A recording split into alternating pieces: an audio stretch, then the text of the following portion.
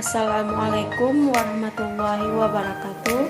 Perkenalkan, saya Rifka Kayuna, NIM 1902603, mata kuliah Perilaku Organisasi semester 5, Prodi Administrasi Bisnis Fakultas Ilmu Sosial dan Ilmu Politik.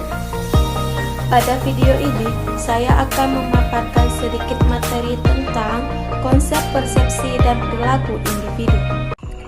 Apa sih persepsi? Persepsi adalah proses di mana seseorang mengorganisasi dan menginterpretasikan suatu pesan yang mereka rasakan yang bertujuan untuk mengartikan keadaan lingkungan mereka. Selanjutnya, mengapa persepsi itu penting? Karena perilaku orang didasarkan pada realitas sendiri, maka persepsi sangat penting untuk dipelajari dalam perilaku organisasi. Persepsi karena kebiasaan seseorang lebih didasarkan pada persepsi yang mereka rasakan dibandingkan dengan kenyataan yang ada. Selanjutnya, ada faktor yang mempengaruhi persepsi. Di sini ada 3 faktor yang mempengaruhi persepsi. Yang pertama, faktor dalam diri seseorang, yaitu sikap, motif, minat, pengalaman, dan harapan. Dan yang kedua, faktor dalam diri target, yaitu sesuatu yang baru, gerakan, suara, ukuran, latar belakang, kedekatan, dan kemiripan. Yang ketiga, faktor-faktor dalam situasi, yaitu waktu, keadaan kerja, keadaan sosial. Selanjutnya, ada penyimpangan persepsi. Di sini terdapat 5 penyimpangan persepsi. Yang pertama, mencari informasi lain untuk menginformasikan yang kita tangkap. Yang kedua, meluruskan persepsi seseorang melalui meminta umpan balik ketika mereka. Yang ketiga, menyadari kapan faktor perseptual dapat mempengaruhi persepsi seseorang, mempersepsi suatu situasi yang menyimpang. Yang keempat, menghindari penyimpangan-penyimpangan yang umum terjadi seperti stereotip, halo effect, dan lain-lain.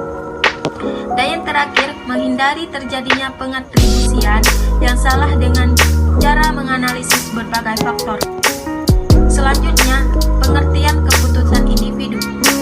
Keputusan individu merupakan pengambilan keputusan yang dilakukan oleh perorangan dan biasanya diambil oleh pimpinan atau manajer perorangan sesuai dengan wewenangnya.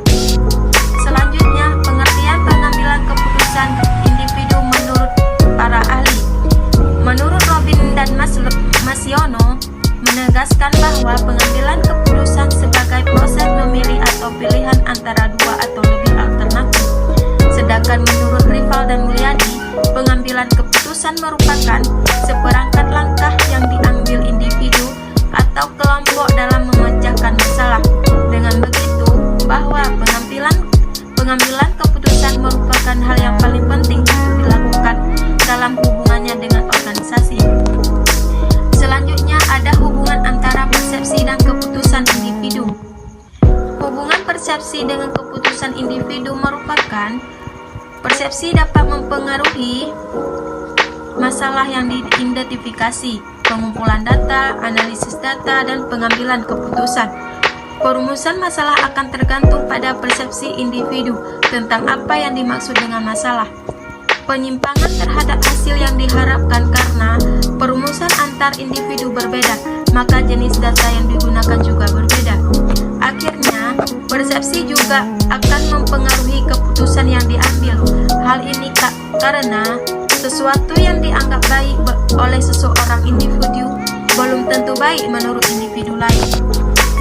Selanjutnya, proses pengambilan keputusan.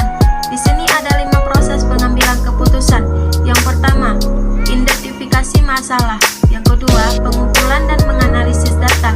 Yang ketiga, pembuatan alternatif kebijakan. Yang keempat, pemilihan salah satu alternatif terbaik. Dan yang terakhir, pelaksanaan keputusan. Selanjutnya, etika dalam pengambilan keputusan.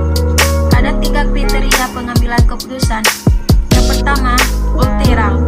Keputusan diambil sedemikian untuk memberikan kebaikan terbesar bagi jumlah terbesar. Yang kedua, hak. Pengambilan keputusan yang konsisten dengan kebebasan dan keistimewaan berdasarkan seperti HAM. Dan yang ketiga, keadilan menekankan individu untuk mengenakan dan memperkuatkan aturan-aturan secara adil dan tidak berat sebelah sehingga ada pembagian manfaat dan biaya yang pantas. Sekian dari materi yang saya paparkan. Semoga video ini bermanfaat buat kita semua. Jika ada salah kata, saya mohon maaf. Saya akhiri. Wassalamualaikum warahmatullahi wabarakatuh.